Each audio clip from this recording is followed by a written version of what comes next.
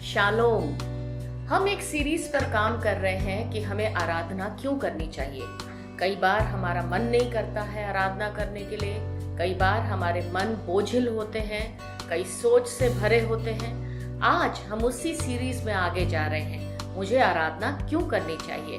हम ये जान चुके हैं कि बाइबल में आज्ञाकारिता को परमेश्वर बहुत पसंद करता है। आइए देखें बाइबल के 2 वचनों से कि परमेश्वर क्या कहता है। मैं पढ़ रही हूँ नहमिया उसके 8वें अध्याय और उसके 10वें आयत के अगले भाग से। वहां कहता है, क्योंकि आज का दिन हमारे प्रभु के लिए पवित्र है और उदास मत रहो, क्योंकि यहोवा का आनंद तुम्हारा दृढ़ गढ़ है। आइए एक दूसरा वचन पढ़ते हैं जो नए नियम से है। मैं फिलिपियों उसका 4 आयत पढ़ रही हूँ। प्रभु में सदा आनंदित रहो, और मैं फिर कहता हूँ आनंदित रहो। अब हमें पता है कि फिलिपियों की जो पत्री है वो पौलुस द्वारा लिखी गई है। पौलुस उस समय बड़े संकटों से गुजर रहा था और पौलुस उसके बीच में भी कहता है आनंदित रहो, और मैं कहता हूँ, मैं फिर कहता हूँ आनंदित रहो। यदि पौलुस जैसा मनुष्य जिसने अपनी सारी जिंदगी दुखों में काटी और उसके बावजूद भी वो कहता है आनंदित रहो, इसका कहने का ये मतलब है कि उसके जीवन में जो परमेश्वर का आनंद था वो आज्ञाकारिता के द्वारा आया था। कहने का ये है अर्थ कि जब हम ये कहते हैं कि हमारे जीवन में मुश्किलें हैं या परमेश्वर क्या होगा या परमेश्वर कैसे होगा, वो समय है प्रभु तूने कहा है आनंदित रहो, मैं आनंदित रहूंगा, मैं तेरी आज्ञा का पालन करूंगा, आगे तेरे हाथ में है, तुझे जैसे करना है मुझे पता है, तू इस घड़ी में से मुझे निकालेगा। आइए आज की आराधना का हम आनंद लें। प्रभु आपको आशीष दे।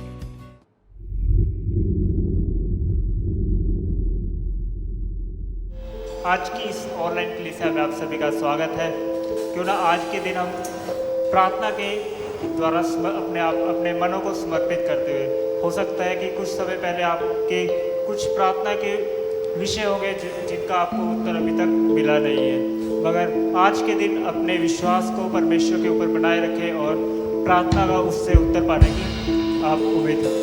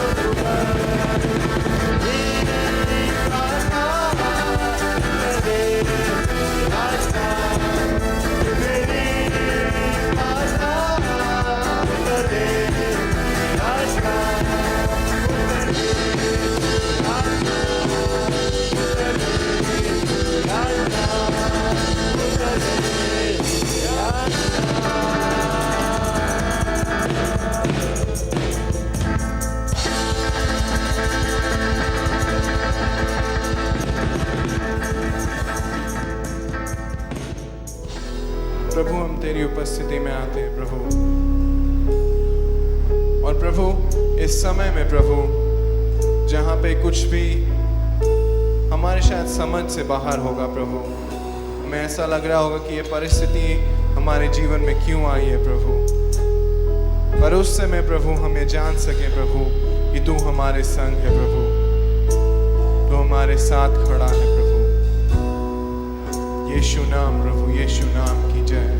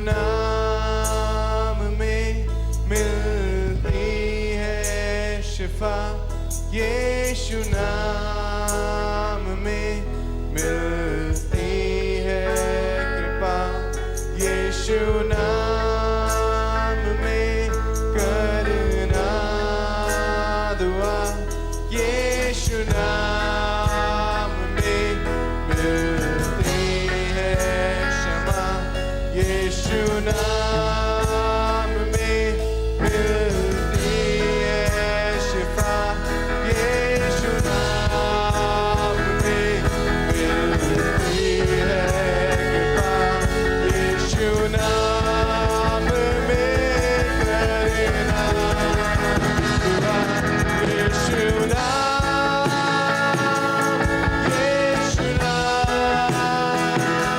यीशु नाम, यीशु नाम,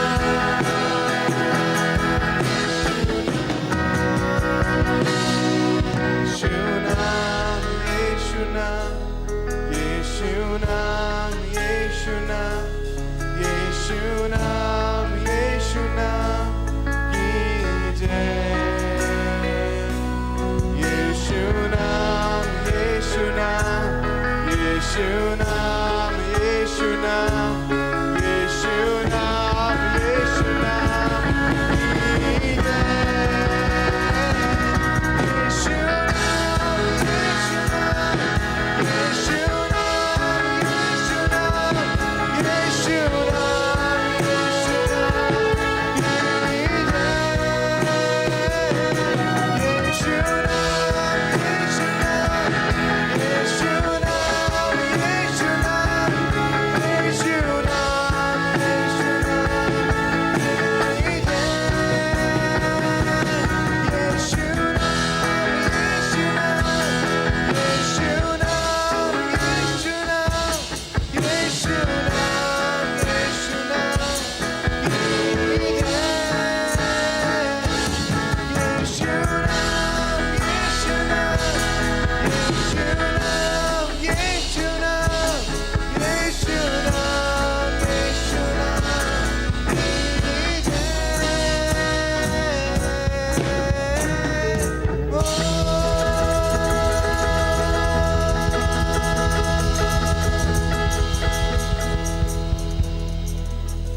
प्रभु तेरे ही नाम की जय प्रभु। इन समयों में प्रभु हम तेरे ही नाम को ऊंचा उठाते रहे प्रभु, अपने जीवन में तुझ पर भरोसा करते हुए आगे बढ़े प्रभु, ना कि अपनी समझ पर भरोसा करें प्रभु, पर तुझ पर प्रभु, और वैसे ही हम आगे बढ़ते रहें और तेरे नाम को और ऊंचा उठाते रहे प्रभु, और आने वाले समय को तेरे पवित्र हाथों में सौंपते हैं प्रभु। ये छोटी सी प्रार्थना तेरे ही बेटे यीशु के नाम से मांगते हैं, आमेन, आमेन।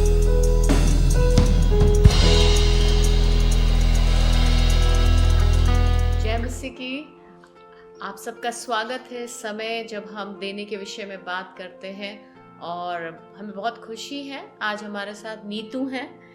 नीतू जो भाई अमर की वाइफ हैं, जिन्होंने पिछले कुछ दिनों पहले अपनी गवाही दी थी, हमारे साथ अपने उस अनुभव को बांटा था जहाँ पर उन्होंने देने के विषय में बात किया था। और आज भी हम उन्हीं कुछ प्रश्नों को लेकर नीतू के पास आए हैं। नीतू एक वर्किंग लेडी हैं, वो काम करती हैं और उनकी कमाई है, और उस कमाई से वो परमेश्वर के प्रति किस तरीके से वफादार है, आज हम उसके बारे में बात करेंगे। नीतू, बहुत बहुत स्वागत है आपका हमारे बीच में। जैसा कि मैं हमेशा हर एक से पहला प्रश्न पूछती हूँ, आपसे भी वही प्रश्न पूछूंगी कि आप प्रभु को क्यों देते हैं? क्योंकि प्रभु ने हमें सिखाया है देने के लिए, तो इसीलिए हम देते हैं। प्रभु का वायदा है, तुम दो तो तुम्हें भी परमेश्वर आशीष देगा। तो जब मैं देती हूँ तो परमेश्वर मुझे बहुत ही आशीष देता है। बहुत से ऐसी चीज़ें थी जो मतलब पहले नहीं थी, जब से मैंने परमेश्वर को देना स्टार्ट किया तो प्रभु ने मुझे बहुत ही आशीषें दी। आमेन। अमर भैया से भी हम बात करते आए हैं, इनके घर भी हम जाते आए हैं, और हम देख रहे हैं किस तरीके से धीरे धीरे धीरे धीरे परमेश्वर इनको आशीषित कर रहा है। तो जाहिर सी बात है, कई बार जब आपसे और अमर भैया से बात होती है तो हमको ये पता चलता है कि कई मुश्किलों से भी आप गुजर कर गए हैं, आप दोनों ही मुश्किलों से गुजर कर गए हैं। उस समय भी आप देते थे जितना भी आपको आता था, कुछ बताएंगे उसके बारे में? अभी पिछले समय की टाइम की बात है, जब लॉकडाउन था। लॉकडाउन में कामकाज तो बिल्कुल नहीं था, लेकिन परमेश्वर ने हमारे लिए फिर भी सब कुछ मुहैया किया। कोई भी मतलब परमेश्वर ने हमें कमी नहीं आने दी उस जगह पर, उस टाइम पे परमेश्वर ने हमें हर चीज़ में संभाल कर रखा। आमीन। एक और बात आप बता रहे थे कि मेरे ख्याल से 2012 में क्योंकि कमी घटी, भैया का परमानेंट काम नहीं है, भैया मतलब थोड़े थोड़े समय के लिए कुछ कामों को टेम्पररी बेसिस पे पकड़ते हैं। तो ये समय था 2012 में, बड़ा मुश्किलों का समय था आप लोगों के लिए। उस समय उस कमी के बीच में परमेश्वर ने आपको क्या सिखाया? उस समय परमेश्वर ने मुझे यही सिखाया कि मैं एक मतलब स्टिचिंग के लिए सोचती थी कि स्टिचिंग सीखूं, और मैं स्टिचिंग मैंने सीखा 2012 में सीखा, और 13 में जाकर मतलब मैंने पब्लिक का जैसे लोगों का बनाना शुरू किया। उस टाइम स्टिचिंग का रेट था सिर्फ 100 रुपये, और उस 100 रुपये में से भी मैं परमेश्वर को ज़रूर देती थी। लेकिन जैसे कभी महीने में एक ही सूट बनाना या फिर 2 बनाना, तो उस समय मुझे ये लगता था हाय मैं परमेश्वर को मतलब 100 में से 10 रुपये निकालना और 20 रुपये चर्च में दूंगी, तो मुझे बड़ा अजीब सा महसूस होता था। तो मैंने फिर उस टाइम में तो तय किया कि परमेश्वर मैं दूंगी ज़रूर, लेकिन मैं टाइम पे दूंगी जब मेरे पास थोड़ा सा इकट्ठा हो जाएगा, मतलब जैसे कि 100 हो जाए, 200 हो जाए, कुछ भी हो जाए, तब मैं तुझे दूंगी, चर्च में डालूंगी। लेकिन ये 10 रुपये 20 रुपये मतलब दशवांश डालते हुए बहुत ही अजीब लगेगा मुझे।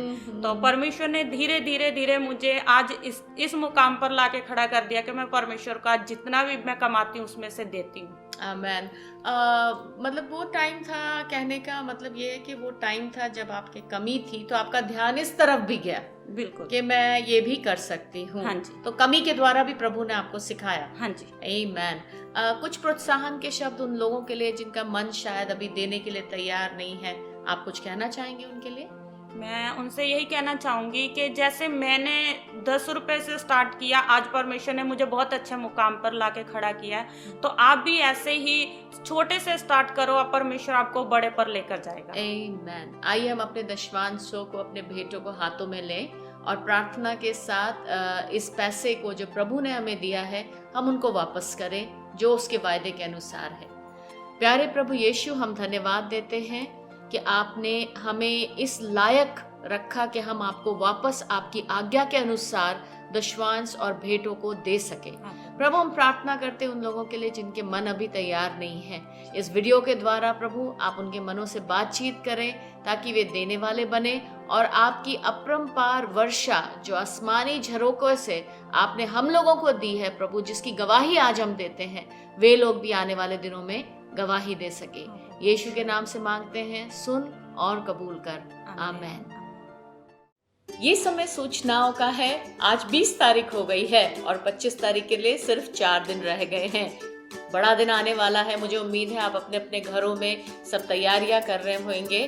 ठंड बढ़ गई है, परंतु हम विश्वास रखते हैं 25 तारीख को ये ठंड बिल्कुल कम होगी, हम मौसम अच्छा रहेगा और हम इसको बहुत अच्छी तरीके से मना पाएंगे। 25 तारीख के लिए सूचना है सभी विश्वासियों के लिए।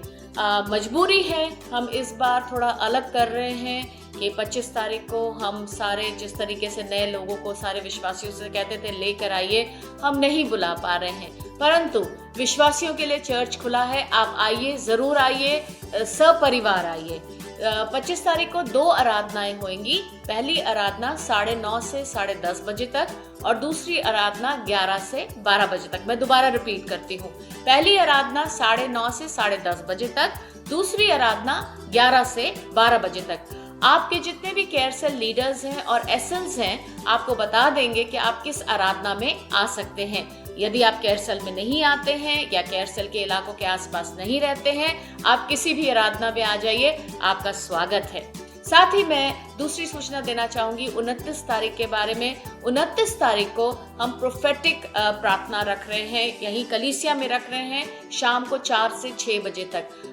29 तारीख दिन मंगलवार पड़ता है, और जिनको याद नहीं है, पिछले साल हमने इस प्रार्थना को एक स्पेशल तरीके से रखा था नए साल में एंटर करने से पहले, जहां पर जितने भी कैरसल लीडर्स हैं वो विश्वासियों के लिए प्रार्थना करते हैं। यदि परमेश्वर की ओर से आपके लिए कोई वचन है, उसको विश्वासियों तक लीडर्स द्वारा पहुंचाया जाता है। आप जरूर इसमें शामिल हो। दिन मंगलवार 29 तारीख, समय 4 से 6 बजे तक। साथ ही मैं 1 तारीख की आराधना के बारे में भी आपको बताना चाहूंगी, जो नए साल की आराधना है। नए साल को जैसे हम पिछले कुछ सालों से रात की मिडनाइट प्रेयर रखते थे, वो हम नहीं रख पा रहे हैं। आप सबको पता ही होएगा, रात को 10 बजे से सुबह 5 बजे तक लॉकडाउन अनाउंस किया है सरकार ने, इस कारण हम नहीं रख पा रहे। परंतु 1 तारीख को शाम 4 से 6 बजे तक यहीं पर कलीसिया में हम नए साल में एंटर करेंगे।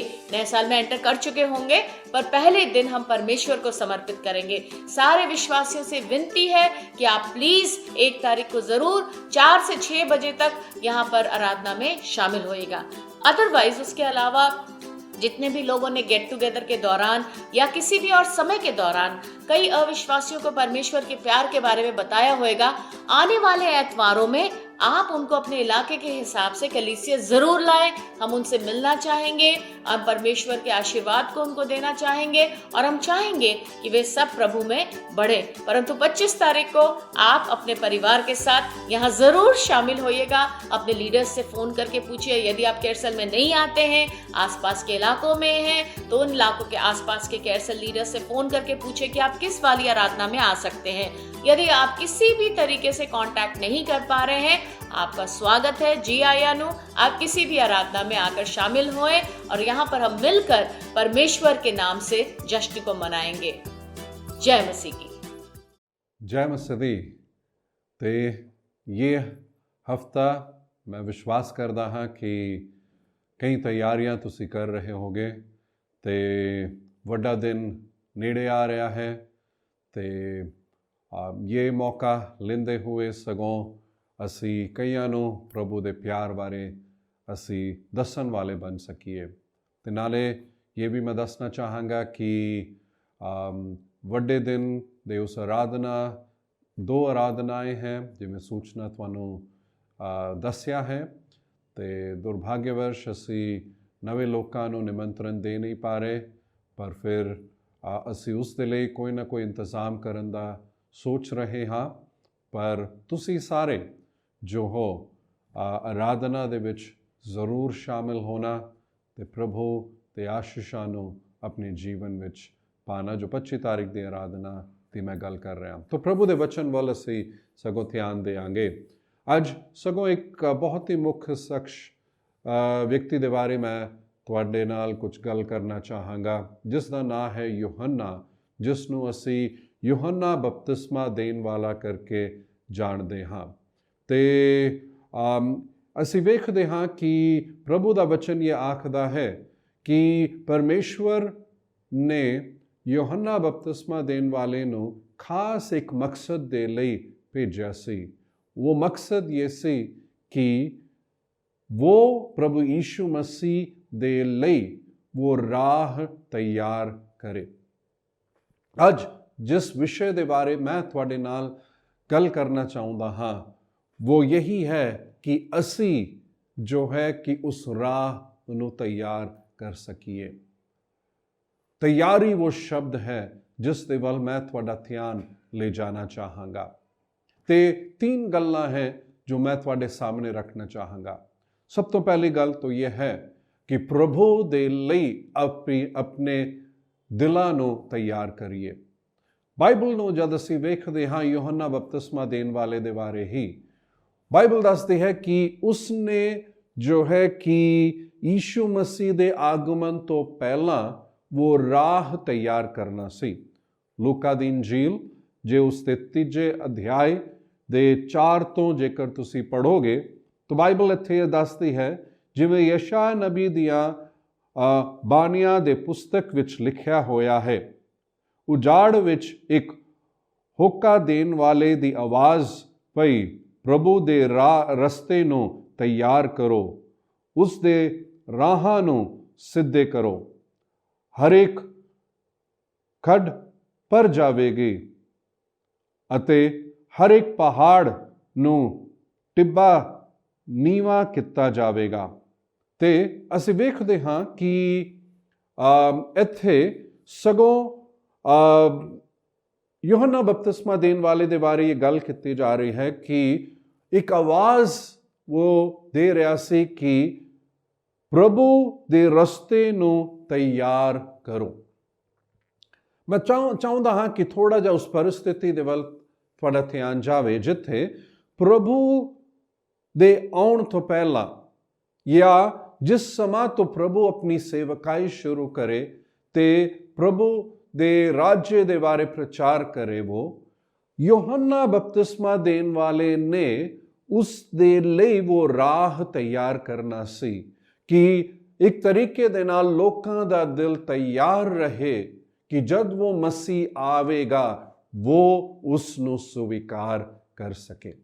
ਤੇ ਯੋਹੰਨਾ ਬਪਤਿਸਮਾ ਦੇਣ ਵਾਲੇ ਦੇ ਉਸ ਤਿਆਰੀ ਦੇ ਵਿੱਚ ਜੋ ਮੁੱਖ ਸ਼ਬਦ ਜੋ ਇਸਤੇਮਾਲ ਉਹ ਕਰ ਰਿਹਾ ਸੀ ਉਹ ਇਹ ਸੀ ਕਿ ਤੌਬਾ ਕਰੋ। ਤੌਬਾ ਕਰੋ ਜਾਂ ਹਿੰਦੀ ਦੇ ਵਿੱਚ ਕਹਿੰਦੇ ਮਨ ਫਿਰਾਓ। ਤੇ ਖਾਸ ਉਸੇ ਵਿਸ਼ੇ ਦੇ ਬਾਰੇ ਸਗੋਂ ਯੋਹੰਨਾ ਬਪਤਿਸਮਾ ਦੇਣ ਵਾਲਾ ਕਹਿੰਦਾ ਹੈ ਕਿ ਤੌਬਾ ਕਰੋ। ਉਹ ਤੌਬਾ ਕਰਨ ਦੇ ਦੁਆਰਾ ਹੀ ਹੈ ਕਿ ਲੋਕੀ ਉਹ ਰਾਹ ਨੂੰ ਤਿਆਰ ਕਰ ਸਕਦੇ, ਉਹ ਰਾਹ ਨੂੰ ਸਿੱਧਾ ਕਰ ਸਕਦੇ ਹਨ। ਤੋ ਇੱਧਰ ਅਸੀਂ ਵੇਖਦੇ ਹਾਂ ਕਿ ਇੱਕ ਗੱਲ ਯੋਹੰਨਾ ਬਪਤਿਸਮਾ ਦੇਣ ਵਾਲਾ ਜਿਹੜਾ ਹੈ ਉਸਨੇ ਜੋ ਪ੍ਰਚਾਰ ਕੀਤਾ ਸੀ, ਉਜਾੜ ਵਿੱਚ ਜਾ ਕੇ ਪ੍ਰਚਾਰ ਕੀਤਾ ਸੀ। ਤੇ ਮੈਂ ਚਾਹੁੰਦਾ ਹਾਂ ਕਿ ਥੋੜਾ ਉਸ ਵਿਸ਼ੇ ਦੇ ਵੱਲ ਧਿਆਨ ਦੇ।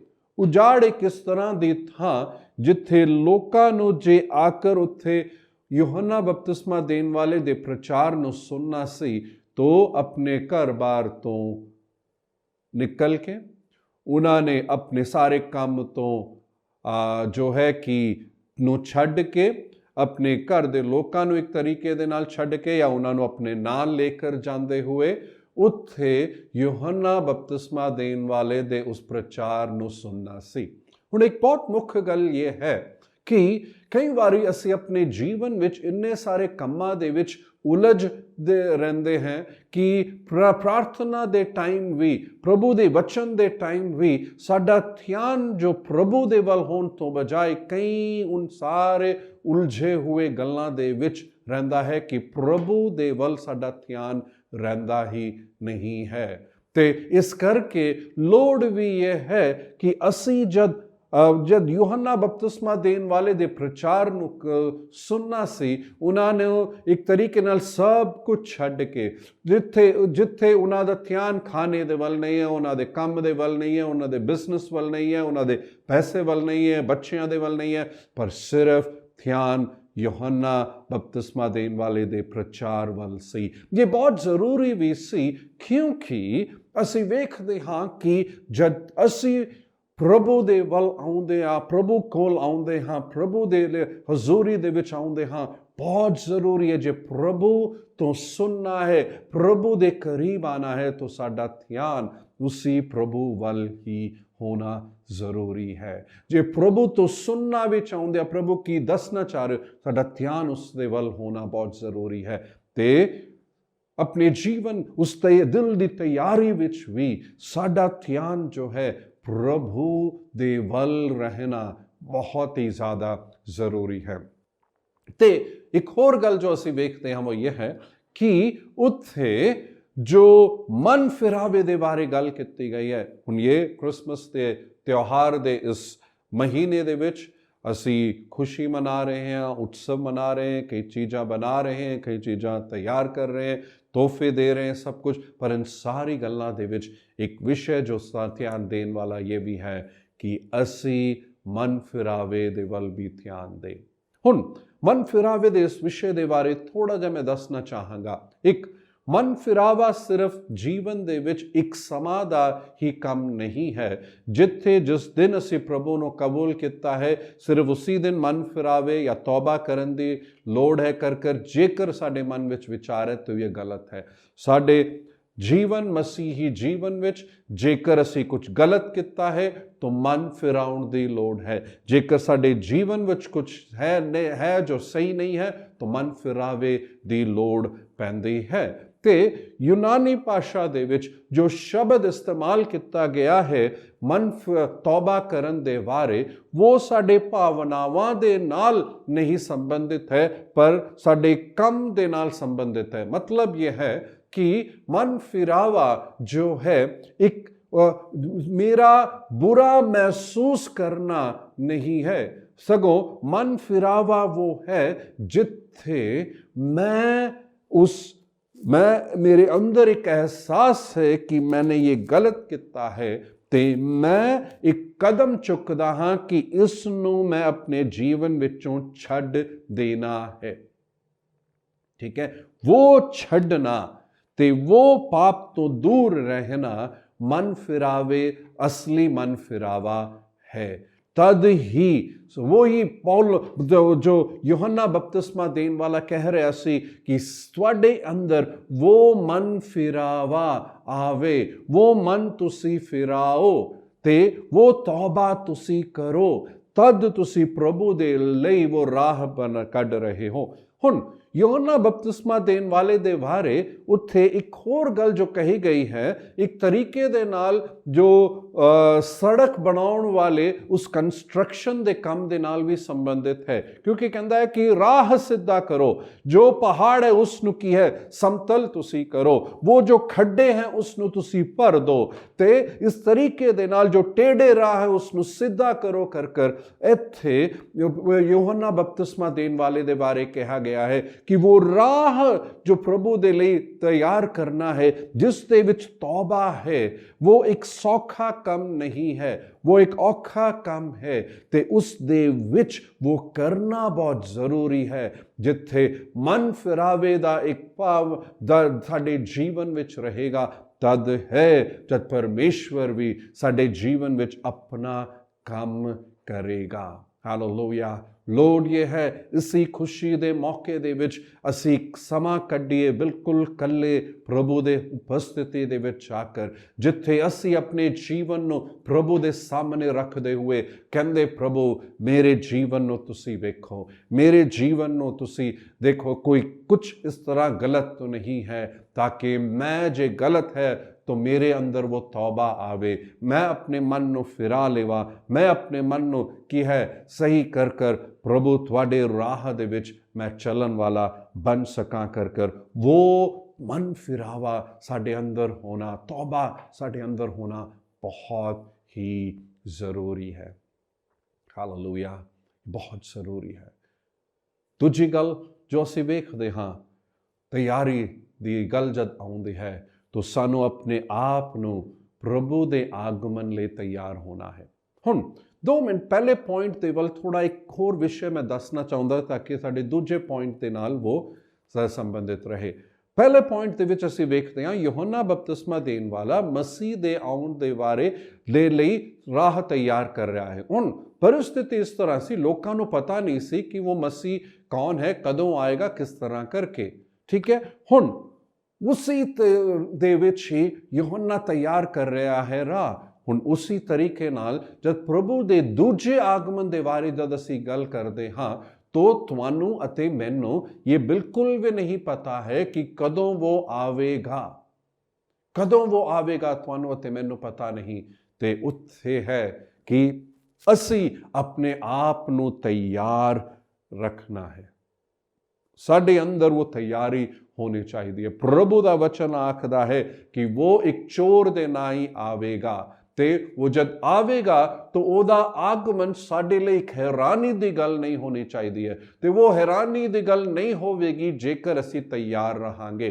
पर जेकर असी तैयार नहीं रहांगे तो अचानक उसका आगमन आवेगा, सानू पता नहीं लगेगा कदों आया, पर सानू उदों पता लगेगा कि वो आ गया जद उसके आगमन दे कारण कुछ लोग की गायब हो गए, कुछ लोग की है नहीं जो सी पहला, वो लोग की जो प्रभु ते विश्वास कर दे सी, वो लोग की जो प्रभु नु प्यार कर दे सी, वो लोग की जो प्रभु दा पै मन दे सी, अचानक ही वो है नहीं।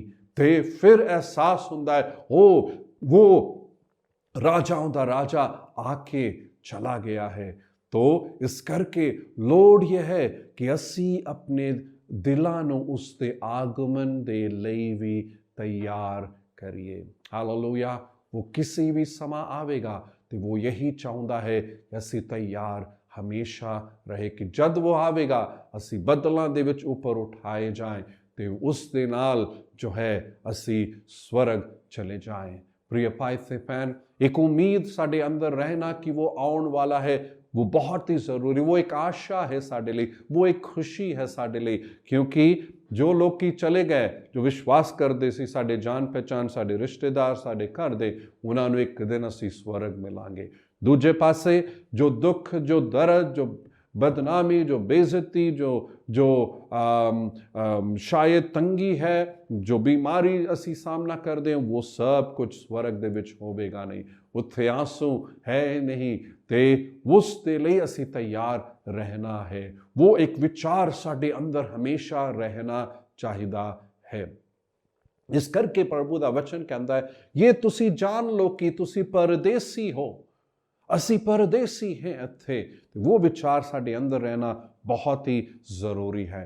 तीजी ते आखिरी गल, खास तौर पे ये क्रिसमस का टाइम है, ये साल दे आखिर का समा भी है, ठीक है। तो तीजी तैयारी जो करन दी लोड़ है वो है उस नवे साल दे लई असी तैयारी करिए, वो नवे साल दे लई असी तैयारी करिए। ये मैं एक तुहानू प्रोत्साहित करना चाहांगा। आम तौर ते जद एक समा आउंदा है तो कई लोग की अपने मन दे विच एक इस विचार दे नाल चलते हैं कि नवा साल जो है साडे पुराने साल तो भी बदिया रहे, वो नवा साल जेड़ा है इस तरह दा रहे जो मतलब होर भी बेहतर रहे, होर भी बदिया रहे, होर भी साडे लिए आशीष का कारण रहे, होर भी असी प्राप्त करन वाले रहे, होर कई चीज़ां जो असी सोचा करना है उसनू पूरा करन वाले असी रह सकीए। पर इस दे लई सानू अपने आप नू तैयार करन दी बहुत ज़्यादा लोड़ है। ते पहली गल तो ये एक विचार साडे अंदर होना ज़रूरी है कि मैं चाहुंदा हाँ कि मेरा नवा साल पिछले साल तो भी बदिया रहे।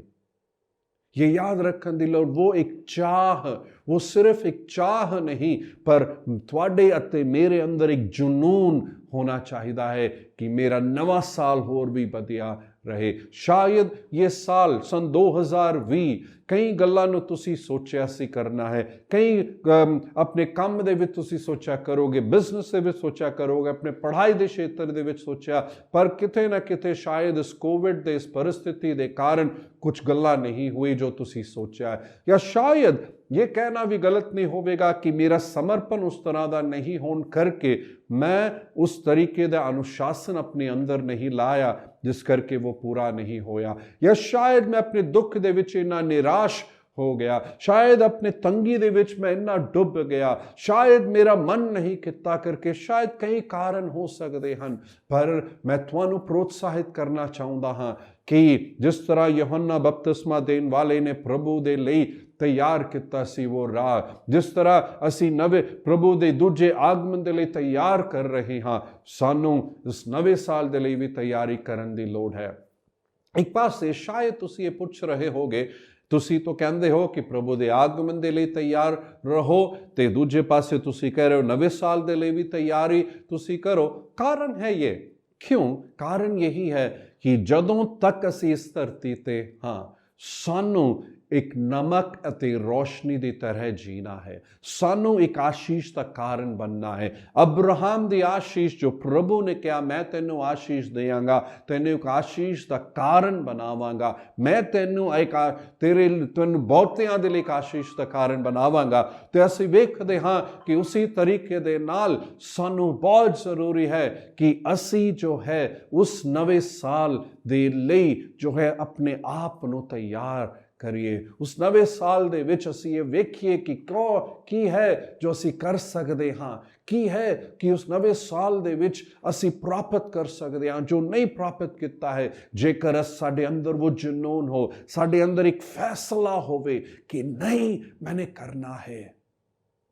ਸ਼ਾਇਦ ਪਿਛਲੇ ਕੁਝ ਸਾਲਾਂ ਤੋਂ ਤੁਸੀਂ ਕਰਦੇ ਆਏ ਪਰ ਨਹੀਂ, ਪਰ ਕੋਈ ਗੱਲ ਨਹੀਂ, ਇੱਕ ਹੋਰ ਵਾਰ ਸਮਰਪਣ ਕਰਨ ਦੇ ਵਿੱਚ ਕੋਈ ਮਾੜੀ ਗੱਲ ਤਾਂ ਹੈ ਨਹੀਂ। ਬਜਾਏ ਕਿ ਬਸ ਨਿਰਾਸ਼ ਹੋ ਕੇ ਜਿੱਦਾਂ ਹੋਇਆ ਉਦਾਂ ਹੀ ਹੋਵੇਗਾ, ਉਹ ਸੋਚਣ ਨਾਲੋਂ ਵਧੀਆ ਇਹ ਹੈ ਕਿ ਨਹੀਂ ਮੈਂ ਕਰਾਂਗਾ।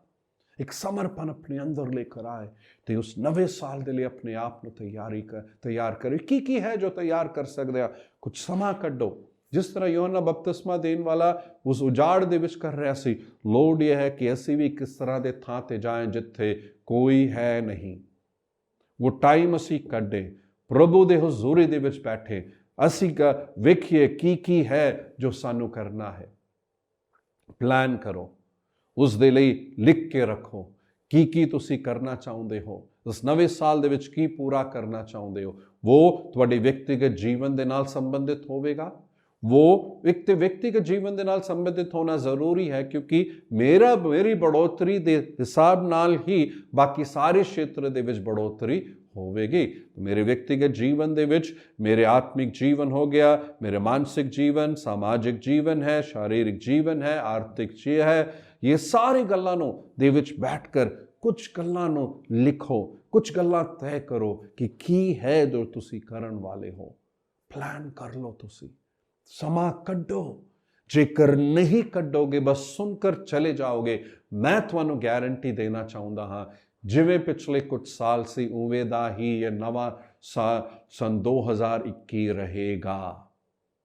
ਤੇ ਤੁਸੀਂ ਫਿਰ ਉੱਦਾਂ ਹੀ ਇੱਕ ਸਮਾਂ ਆਵੇਗਾ ਜਿੱਥੇ ਜਦ ਤੁਸੀਂ ਕੁਝ ਕਰ ਵੀ ਚਾਹੁੰਦੇ ਹੋ ਕਰ ਨਹੀਂ ਸਕੋਗੇ, ਕਿਉਂਕਿ ਸ਼ਾਇਦ शारीरिक ਤੌਰ ਤੇ ਤੁਸੀਂ ਤਿਆਰ ਨਹੀਂ ਹੋਵੋਗੇ, शारीरिक ਤੌਰ ਤੇ ਤੁਹਾਡੇ ਕੋਲ ਕਰਨ ਦੀ ਸ਼ਕਤੀ ਨਹੀਂ ਹੋਵੇਗੀ, ਜਾਂ ਕੋਈ ਹੋਰ ਚੀਜ਼ ਹੈ ਜਿਸ ਦੇ ਲਈ ਤੁਸੀਂ ਜੋ ਹੈ ਮੌਕੇ ਜੋ ਆਏ ਉਸ ਨੂੰ ਤੁਸੀਂ ਖੋ ਦੋਗੇ। तो सन 2021 ਮੈਂ ਤੁਹਾਨੂੰ ਦੱਸਣਾ ਚਾਹੁੰਦਾ ਇੱਕ ਇਸ ਤਰ੍ਹਾਂ ਦਾ ਸਾਲ ਹੋਵੇਗਾ ਜਿੱਥੇ ਪ੍ਰਭੂ ਮੌਕੇ ਦੇਣਾ ਚਾਹੁੰਦਾ ਹੈ, ਪਰ ਉਸ ਦੇ ਲਈ ਤੁਹਾਨੂੰ ਤਿਆਰ ਹੋਣਾ बहुत ही ज़रूरी है, बहुत ही ज़रूरी है।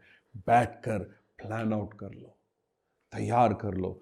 व्यक्तिगत जीवन ਦੇ ਨਾਲ ਤੁਹਾਡੇ ਕੰਮ ਹੈ ਜਾਂ ਬਿਜ਼ਨਸ ਹੈ ਜਾਂ ਪੜ੍ਹਾਈ ਹੈ, ਜੋ ਵੀ ਹੈ ਪਲਾਨ ਆਊਟ ਤੁਸੀਂ ਕਰੋ, ਠੀਕ। ਉਸ ਦੇ ਲਈ ਲਿਖ ਲਓ ਤੁਸੀਂ ਤੇ ਉਸ ਨੂੰ ਪ੍ਰਾਪਤ ਉਹ ਵੱਡਾ ਚਿੱਤਰ ਜੋ ਤੁਹਾਡੇ ਸਾਹਮਣੇ ਆ ਗਿਆ। ਅਗਲਾ ਜੋ ਤੁਸੀਂ ਕਰਨਾ ਹੈ ਉਹ ਇਹ ਹੈ ਕਿ ਤੁਸੀਂ ਬੈਠ ਕਰ तय करो कि ਤੁਸੀਂ ਕਰੋਗੇ। छोटे कदम चुकन वाले हो, तो वो बहुत ज़रूरी है कि जब ਤੁਸੀਂ इस तरीके ਦੇ ਨਾਲ ਕਰੋਗੇ तो ਤੁਸੀਂ ਵੇਖੋਗੇ कि ਤੁਹਾਡੇ ਜੀਵਨ ਦੇ ਵਿੱਚ वो एक ਕੰਮ ਹੋਵੇਗਾ ਜਿਸ ਦੇ ਦੁਆਰਾ ਤੁਸੀਂ ਜੋ ਇਹ ਵੇਖ ਸਕਦੇ ਹੋ कि ਪ੍ਰਭੂ ਦਾ ਅਦਭੁਤ ਕੰਮ ਜ਼ਰੂਰ ਹੋਵੇਗਾ। ਤੇ ਮੈਂ ਇੱਕ ਕਹਾਵਤ ਵੱਲ ਤੁਹਾਡਾ ਧਿਆਨ ਲੈ ਕੇ ਜਾਣਾ ਚਾਹਾਂਗਾ, ठीक है। ਅਸੀਂ ਆਰਾਧਨਾ ਦੇ ਵਿਸ਼ੇ ਦੇ ਬਾਰੇ ਗੱਲ ਕਰਦੇ ਹਾਂ, ठीक है। ਡਾਕਟਰ ਕੀਥ ਜੌਨਸਨ ਹੈ, ਉਹਨਾਂ ਨੇ ਇਹ ਕਿਹਾ, the purest form of worship is not the vocal worship but the fulfillment of God's purposes in our life। ਆਰਾਧਨਾ ਦਾ ਸਭ ਤੋਂ ਪਵਿੱਤਰ ਤਰੀਕਾ ਆਪਣੇ ਆਵਾਜ਼ਾਂ ਨੂੰ ਚੁੱਕਦੇ ਹੋਏ ਆਰਾਧਨਾ ਕਰਨਾ ਨਹੀਂ, पर अपने जीवन दे विच परमेश्वर दे मकसद नू पूरा करना। मैं दोबारा दोहराना चाहांगा, आराधना दा सब तो पवित्र तरीका अपने आवाज़ां नू चुकदे हुए आराधना करना नहीं, पर परमेश्वर दे मकसद नू अपने जीवन विच पूरा करना। असी आराधना करना चाहुंदे हां, उसकी स्तुति वडियाई करना चाहुंदे हां, एक पासे आवाज़ां नूं चुकदे हुए है, पर दूजा वो काफ़ी नहीं है, पर अपने जीवन दे विच परमेश्वर दे उस मकसद नूं पूरा करना जो मकसद प्रभु ने तुहाडे लिए रखिया। बैठो, पुछो, जान लो। रोमियो दी पत्री 2:12 कहता है कि अनुभव के द्वारा परमेश्वर दे फली ग्रहण योग्य सिद्ध इच्छा नूं जान लो अपने जीवन में, जान लो अपने जीवन में। ਤੇ ਪ੍ਰਭੂ ਜੋ ਹੈ ਉਸੇ ਤਰੀਕੇ ਦੇ ਨਾਲ ਉਸ ਨਵੇਂ ਸਾਲ ਨੂੰ ਤੁਹਾਡੇ ਲਈ ਹੋਰ ਵਧੀਆ ਬਣਾ ਲੇਗਾ। ਜਦੋਂ ਤੱਕ ਅਸੀਂ ਹਾਂ ਇਸ ਧਰਤੀ ਤੇ ਉਸ ਦੇ ਮਕਸਦ ਨੂੰ ਪੂਰਾ ਕਰਨ ਵਾਲੇ ਬਣ ਜਾਏ। ਹਾਲੇਲੂਇਆ।